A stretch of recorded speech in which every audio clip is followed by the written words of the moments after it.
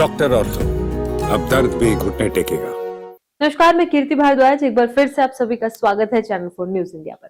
28 फरवरी 2025 को शुरू हुआ इजराइल अमेरिका ईरान युद्ध दुनिया की सबसे बड़ी भू राजनीतिक टकरावों में से एक बन गया। शुरुआती हमलों में ईरान का एयर डिफेंस सिस्टम लगभग ध्वस्त हो गया और अमेरिकी तथा इजरायली वायुसेना ने ईरान के कई सैन्य और रणनीतिक ठिकानों को निशाना बनाया। इसी दिन ईरान के supreme leader ayatollah Ali Khamenei की हत्या कर दी गई। इसके साथ ही 40 शीर्ष कमांडर भी मारे गए।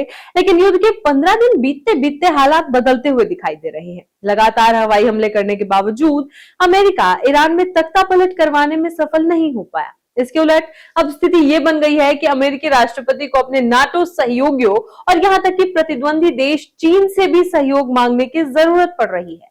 सवाल ये उठ रहा है कि आखिर इन 15 दिनों में ईरान ने ऐसा क्या किया जिससे ये युद्ध में टिके रहने के साथ साथ अमेरिका पर दबाव बनाने में भी सफल दिख रहा है। युद्ध के दौरान ईरान ने सबसे पहले अपनी सैन्य रणनीति में बड़ा बदलाव किया।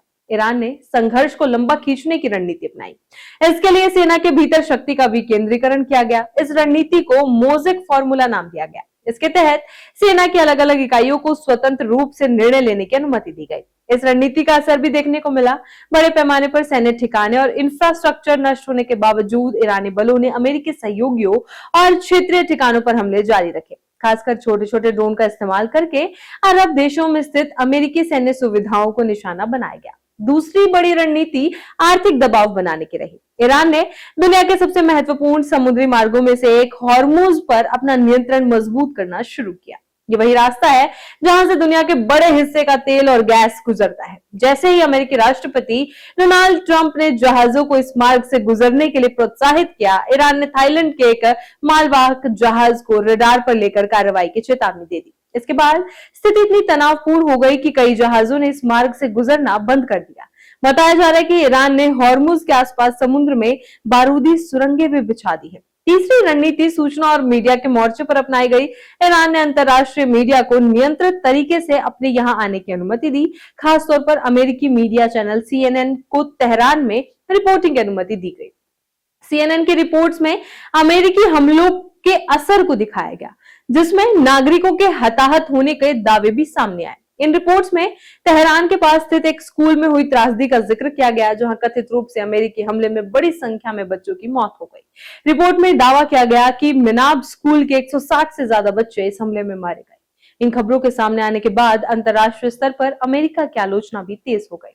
ईरान ने कूटनीतिक और संदेश देने की रणनीति भी समानांतर रूप से चलाई। ईरान के विदेश मंत्री लगातार इंटरव्यू दे रहे हैं और खासतौर पर अमेरिकी मीडिया से बातचीत कर रहे हैं। इन इंटरव्यू के जरिए ईरान ये संदेश देने की कोशिश कर रहा है कि संघर्ष अमेरिका बनाम ईरान नहीं बल्कि इजराइल बनाम ईरान की लड़ाई है। एक इंटरव्यू में ईरान के विदेश मंत्री ने कहा कि यदि अमेरिका इजराइल के लिए अपने सैनिकों को मरवाना चाहता है तो ये उसका अपना फैसला है, लेकिन ईरान सिर्फ अपनी रक्षा कर रहा है।